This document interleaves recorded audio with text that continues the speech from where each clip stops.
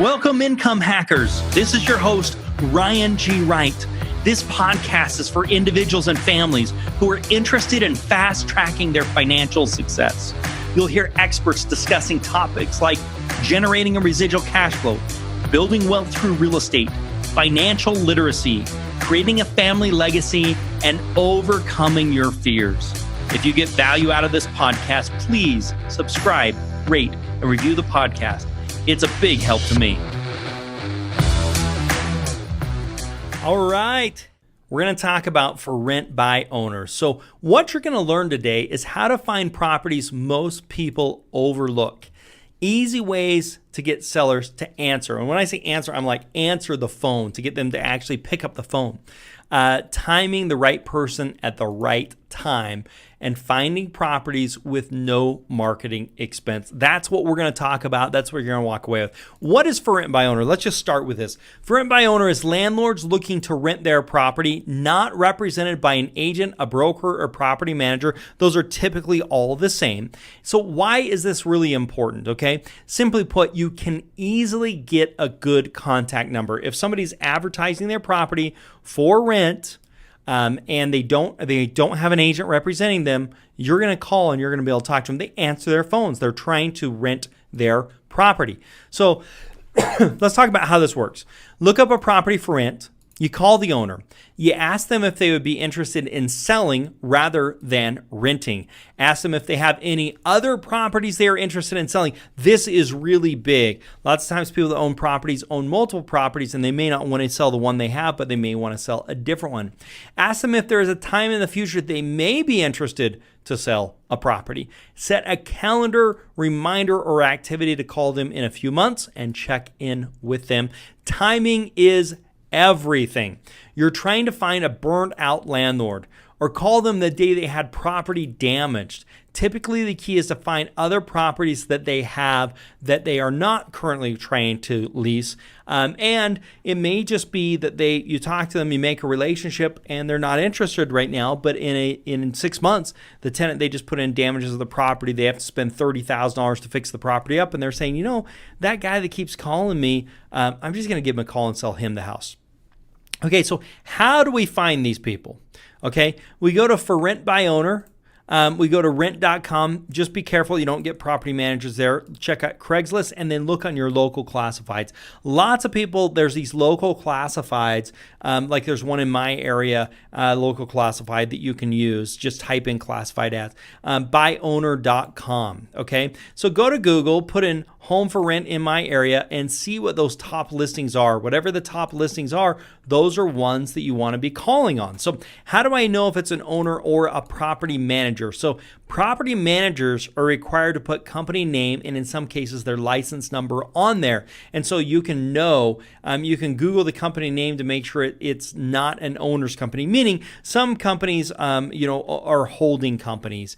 And so you can just Google it to see if they're a real estate agent. Most of the time, if it's on there, if in doubt, just give them a call. Let's just talk about what to say here, right? So I'm calling. Okay, I'm calling about 123 Main Street. The owner says, yes, that's still available. And you say, wonderful. Can you tell me a little bit about the property? And the owner says, yes, it has 3 beds, 2 baths, blah, blah, blah, blah, blah. Fantastic. So then we say, would you have any interest in selling the property rather than renting it? Okay. So then we say, owner's like, well, not really. Or if they say yes, then I say, wonderful, tell me about the property. And then if they're not interested, which most people are not going to be interested, you're looking for one out of many, then you say, do you by chance have any other properties you'd be interested in selling? Could there be a time in the future you may want to sell? So these are things you can say as we do some of these follow-ups with people. Owners like, well, maybe. And I say, wonderful. Tell me a little bit more about the home. And then is there any time I could see the property or we could visit the property? So they could be saying this now or they could be saying this later. So when it really comes down to it, the follow-up is the key. Don't just call one time. You've got to call 3 times. You've got to leave a message. Now, when you're leaving a message, don't say, I want to buy your house. You say, hey, my name's Ryan. I was calling about 123 Main Street. Give me a call when you get a minute. That's it. Or that's what you could send in a text message. Do not talk about wanting to buy in your text or in your voicemail. Okay, this is a contact sport. You have to make lots of calls. This is a numbers game. You've got to have some thick skin. You are going to have people that are upset. They're going to say, you're wasting their time. Always just be kind. So just keep in mind, every no is closer to one yes. This is one of the first techniques I did early on in my career. And as a matter of fact, when we started Do Hard Money, I used investors that I had met by going for rent by owners.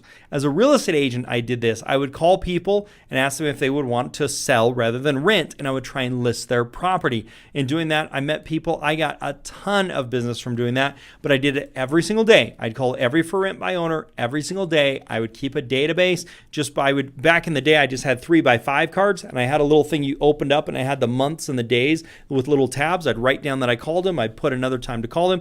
I'd get out my stack of cards. I'd call all my new ones. I'd write my new cards, and then I would call them. I'd put them and say, I'm going to call them in 3 months or 6 months. and put it all there. Now, luckily, you can do that all with computers and put it all on Google. You can use Google Sheets for this to make it easier, or head on down to Office Depot and get yourself some 3x5 cards. That's a great way to do it as well.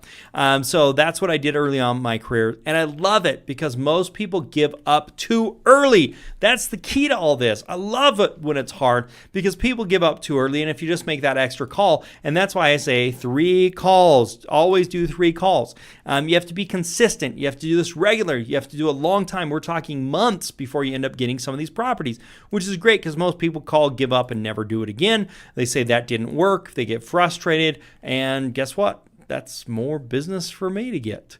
I find a guy out of the country that had a friend taking care of his homes. This is a guy I talked about a little bit earlier. I ended up doing 9 deals on properties he owns. It only takes 1 to make it worth it all. Setting a schedule. This is just advice. Like, set a schedule as to when you actually want to be making these calls. Set a time, a weekly reminder, 3 days a week, every single day, whatever you're going to do, 9 o'clock. Set the number of hours you're going to call. These are working hours. You get home from work, have dinner, play with the kids, and say, hey, between 7 and 8, I am calling for rent by owners, and I am going to call them all. Do your follow through, put the schedule together.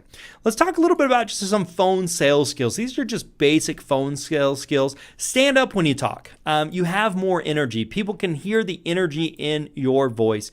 Be confident, but don't be arrogant. So it's important if you're timid and you're like, I don't know. If you sound like you don't know how to invest in real estate, if you sound like you don't know what you're doing, it comes across. If you're unsure of yourself, it will follow through like blood in the water to a pool of sharks. Phone skills. Make sure you smile. It comes through in your voice if you smile. People know. And if you're not good at this, get a mirror, put a mirror in front of you, and make sure you're smiling to yourself while you're sitting there. Now, one of the biggest things is call reluctance. There's this fear to pick up the phone. So don't be afraid of the no. And the fastest way to not be afraid of the no is to start calling and get a bunch of no's. So you can be like, that wasn't that bad. Don't be afraid to make mistakes. Just do it. If you make a mistake, call the next guy and do better. Don't be afraid to start. That's one of the biggest things, an attitude. When you're calling these people, you really need to be coming from an attitude is like, not how can I make all this money? You need to be coming from the attitude of how can I solve somebody else's real estate problem? What problem do you have going on? And how can I help you solve it? That's really what you're coming from. When you make the call, make it about the homeowner and what their needs are, not what your needs are. The person that solves the most real estate problems wins the game. That's the thing. So a pro tip, this is a pro tip for a lot of you, phone dialer. If you have call reluctance or if you want to just automate things and make it easier for you, use a phone dialer. This is a software called RedX. They have lists for rent by owner, so you don't even have to go find the list. It's also a dialer. It's about $80 per month. They'll have the list for you and it'll just dial it automatically. You put the headset on. It works really well. I highly recommend something like this. Just a pro tip for any of you that are out there. You can also add other lists for vacant properties as well, and it can call multiple people at once. So if you're crunched for time because you've got your day job and you only have a little bit of time, it can call multiple lines at one time. That's really what it comes down here, guys. You've got to stick to the task of investing. You've got to stick to the task of making phone calls. You got to stick to the task of making offers. You got to stick to the task of being a real estate investor. You got to stick to the task of calling for rent by owners. You've got to stick to the task till it sticks to you. Smile at it. We talked about that. We talked about sweating at it. We talked about the hard work. And when it comes, that's when life's victories actually come. So true. Whoever gives up first loses. That's what there is to it. And there's one more tool for you to have in your tool belt. It's easy to start and costs virtually no money. So my question is, are you going to go after some for rent by owners? If you got value out of our discussion today, please subscribe, rate, and review the podcast. It's a big help to me. Also, please share with a friend. Nothing is more valuable than creating financial friends who are like-minded. You can do that by inviting them to listen to the Income Hacker podcast. Bye for now, and make it a very profitable day.